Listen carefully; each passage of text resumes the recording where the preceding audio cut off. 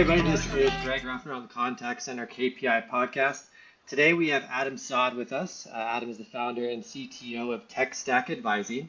And we're going to throw a little bit of a curveball into our normal kind of topic, which we usually focus on a KPI. But something that Adam is really passionate about right now is helping clients achieve dream outcomes.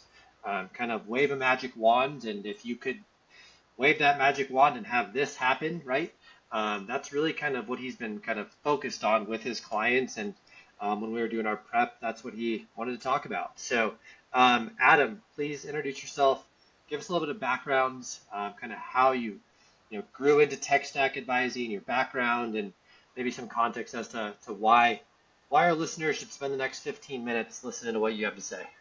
Yeah, I appreciate it, Greg. Thanks for having me. So my name's Adam Saad. I'm founder and CTO here at Tech Stack Advising. Been doing Tech Stack for 3.5 years, and we are a boutique consulting firm helping our customers achieve their dream outcomes with contact center technology. Prior to starting Tech Stack, I spent 3.5 years working at Five9 and working with their biggest customers at the time to move from on-prem to the cloud, a journey that's still happening for many organizations on the market. After Five9, I went to Salesforce for 2.5 years, where I learned all about customer experience, customer journey across sales, service, marketing, and everything in between. Those skills have been invaluable to service our customers here at Tech Stack. So the obsession that we have here at Tech Stack is being a true partner to help our customers achieve their dream outcomes. And you're going to hear me talk a lot about dream outcomes. I think goals are great. KPIs are good. You got to focus on KPIs and goals. But here's the reality. I believe that words matter. The words you use in everyday speaking to customers or internally, externally, anywhere, words matter. So I want everyone listening to just consider your response when someone asks you what your goals are versus when someone asks you what your dream outcome is. So let's use an example I think anyone can relate to. Let's talk about weight loss. So my goal is to lose 20 pounds. Cool. My dream outcome is to have a six-pack and turn heads when I'm wearing a swimsuit. You can see how that's a completely different way to think about goals versus dream outcomes. And the dream outcome is what you're actually really trying to achieve. So, that's the difference. And that's what we like getting our customers talking about. So I want to just dive into that a little bit. I used to be a personal trainer. I think that was your background a little bit too, right, Adam? Like fitness, I know boxing was a large part of kind of who you were growing up, right? So I love the fitness analogy. What I always found with my clients 15 years ago was that six-pack was almost like too abstract, too far away, and so we had to focus. No pun intended there, by the way. It was too much, right? It was too far away, and so we had to break it down. So do you find that maybe that's why folks don't target that six-pack and they just focus on like the micro step of lose 20 pounds first? And like that's where maybe as a society we've been conditioned to kind of think in incremental baby steps and not that big, hairy, audacious goal of the six-pack on the beach? I think you nailed it. So I think as humans, our natural tendency is to come up with problems easier than we come up with solutions. So let's say you've identified your dream outcome. It's to get a six-pack. And as a human, your natural tendency is to come up with a list of all the things preventing you from achieving that dream outcome. Great. Now you have a to-do list of all the things you need to do to get your six-pack. Right? So, I don't know how to eat healthy, or I don't know how to work out, or I travel too much and I need flexibility. Great. Those are all the reasons you can't achieve your dream outcome. Now, there is your roadmap, or to your point, those are the broken down things you need to relentlessly attack to remove those constraints to achieve your dream outcome. Love that. I love that. It's just shifting the way you, like, again, words matter, right? Like these aren't your problems. These are just your to-do list items now. So let's kind of bring this back away from fitness because we could probably spend 20 minutes talking about that. And let's talk about, organizational change. And maybe I'm the leader of a contact center and I have my dream outcome up here. I have blah, blah, blah, dream outcome. Now I got to get these 20 other stakeholders to get bought in on my dream outcome as well. Like I need Sally to help. I need Susie to help. I need Paul to help. Um, that almost becomes like, are those my to-do list items too, right? Like those are my no longer my problems. Those are my to-do list items, right? Yeah, I think in organizations, and we deal with this all the time, there's somebody that hopefully is some kind of a change agent that can identify personal and professional dream outcomes for the organization and then the individual humans themselves. So we use a framework that we call divide and concur, which is different than divide and conquer, right? What we're doing is we're meeting each individual stakeholder individually and aligning dream outcomes with what they care about and saying, okay, hey, if our dream outcome is this and we feel like we need to get, use this vehicle to get there, how does that affect Greg? How does that affect Claire? How does that affect Adam? And if we can understand and just get everyone to agree individually, then when we get to a meeting or a stakeholder decision meeting, we all have individually concurred on the dream outcome and the way to get there because we all have a vested stake on how that affects us personally. Hmm. I like that. Divide and concur. I don't think I've ever heard that before. Do you guys come up with that? Nope. Trademark that? There's a gentleman by the name of Brian Burns who wrote The Maverick Method of Sales. I butchered that book title. But in that book, he talks about divide and concur. I read that back in 2016, and I've been using it ever since. It's a game changer.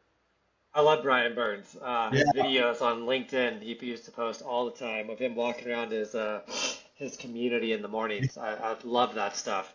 Um, okay, so there's a lot to unpack here. So when you're going out and talking with your clients or clients approach you and they're thinking about maybe some goals and you're trying to get them to shift to that dream outcome mindset, do you find that that's a tough kind of realization for most folks to make? Absolutely. So I could think of a customer. We just had this conversation last week. I asked them about their dream outcome, and the way I position it, I emphasize the words. Hey, tell me your dream outcome, right? You emphasize the words because words matter, and then you follow that up with like, hey, reach for the stars, right? Like this is a safe zone. Tell me what you really actually want to have happen. And this person, we're on a Zoom meeting, we're in video.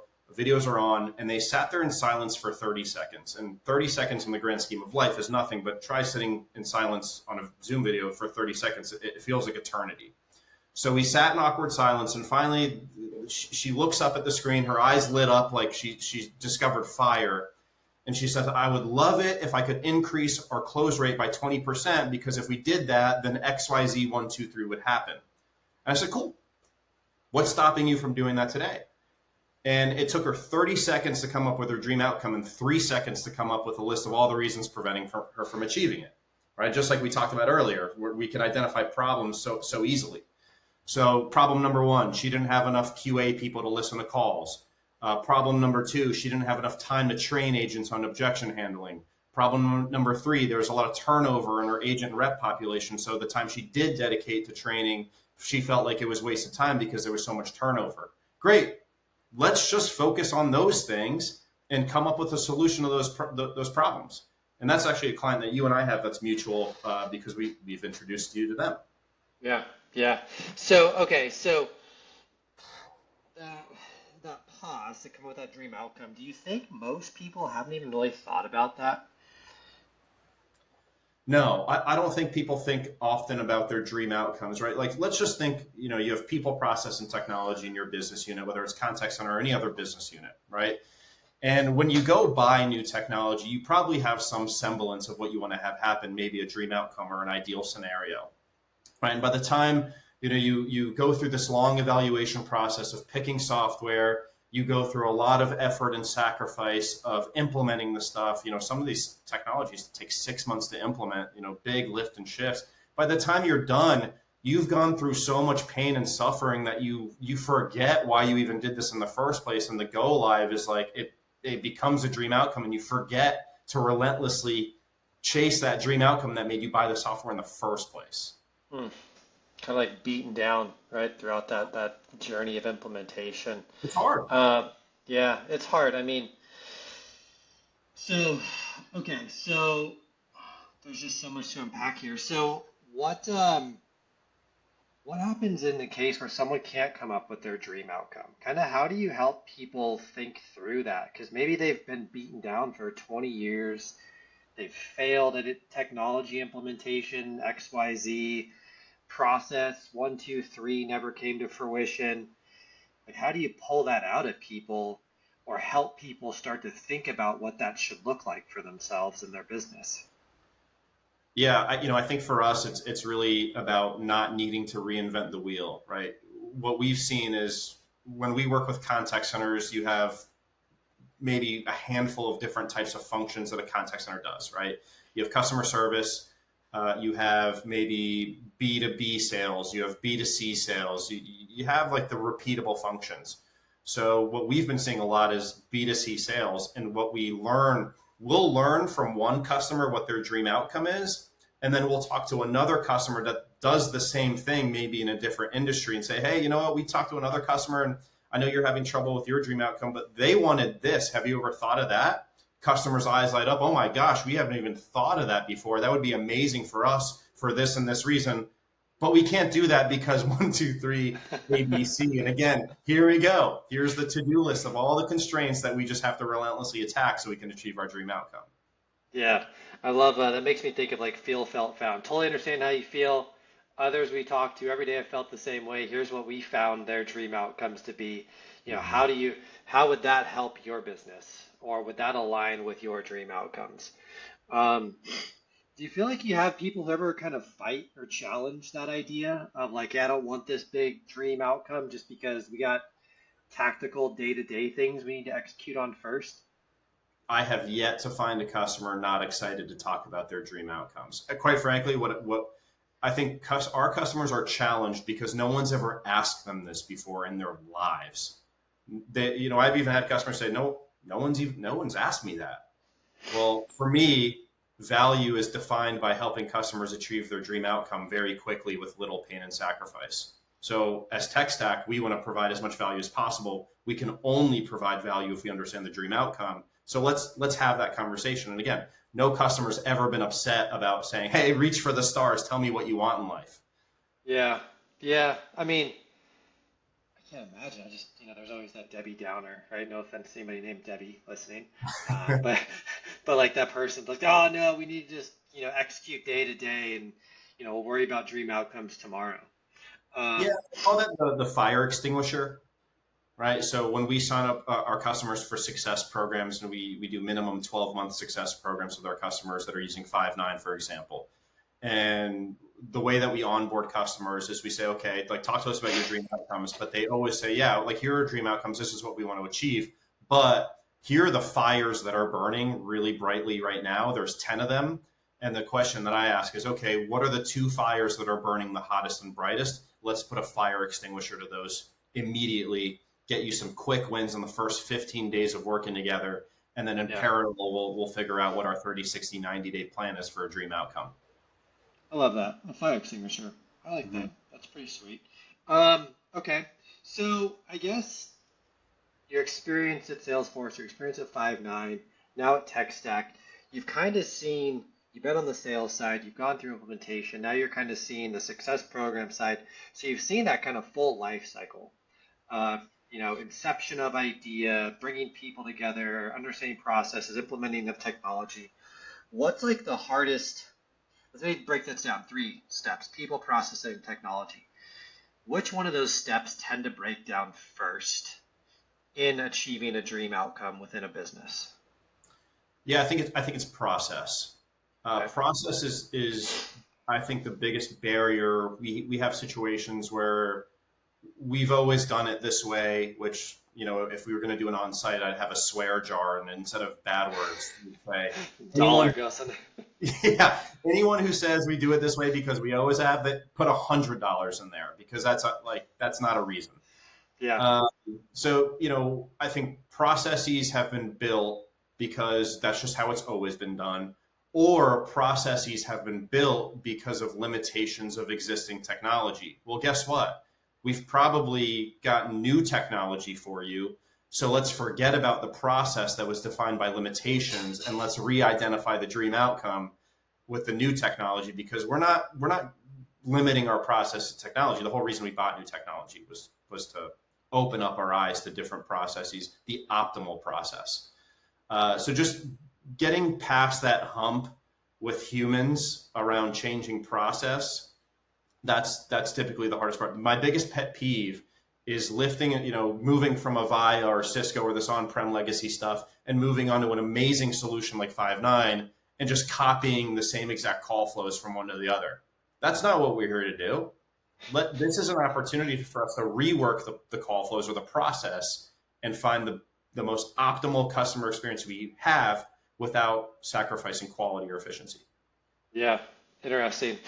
Um, so wrapping up here, Adam, we've kind of gone down a couple different rabbit holes, but I want to make sure our listeners walk away with something actionable. Um, and so if I'm, contact center manager at company XYZ, and I'm trying to get my business to focus on like a dream outcome, but no one's listening to me.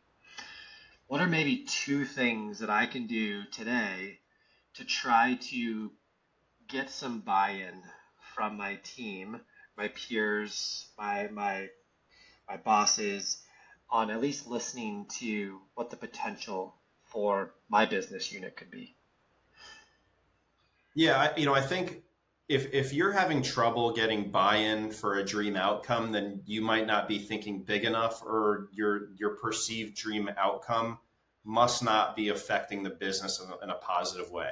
One of my favorite things about contact centers is that inherently, if you can increase or improve efficiency, you can improve the customer experience and reduce human capital, right?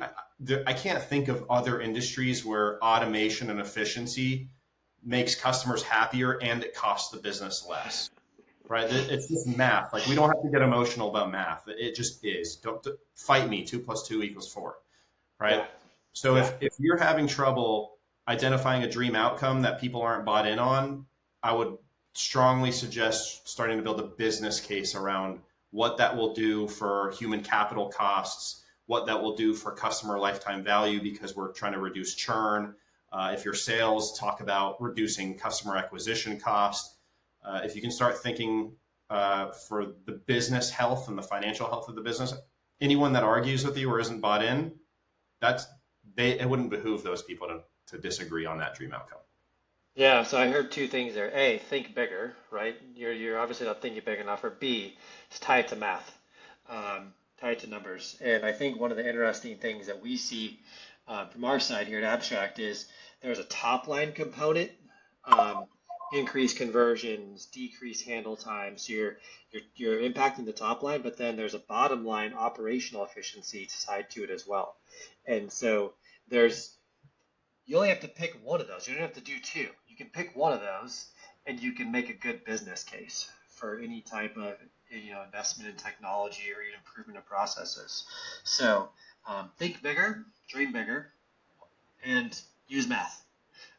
Which I think keeping it simple. I think those are two really good pieces of advice for anybody who's trying to drive some change and get a dream outcome within a company. So, Adam, I appreciate your time today on our podcast.